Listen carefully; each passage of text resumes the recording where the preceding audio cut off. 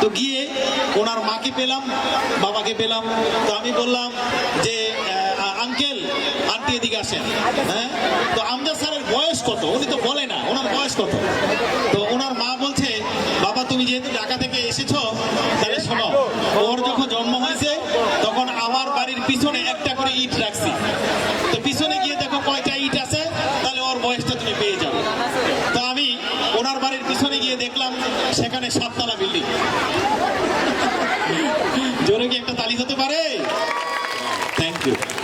তো আমি অনেক সময় গ্রাম অঞ্চলে দেখে থাকেন যে ওই যাকে ভালোবাসে, ভালোবাসার মানুষ বিদেশ চলে গেলে কত কষ্ট পায় মেয়েরা, তাই তো? 5 বছরের ভালোবাসা, তো বিদেশ চলে যাচ্ছে। তো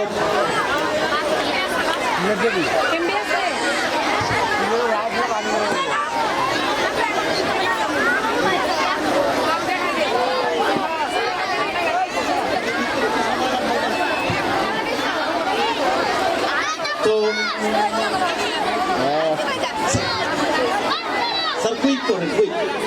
তো ভালোবাসার মানুষকে এয়ারপোর্ট গেছেন বিদায় দিতে।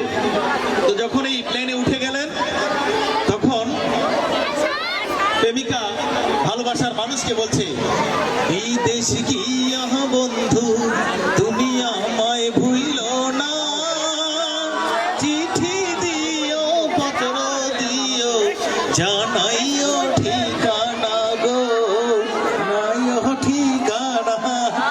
বিদেশ গিয়া বন্ধু তুমি আমায় ভুলো না, চিঠি দিও পত্র দিও জানাইও ঠিকানা গো, জানাইও ঠিকানা।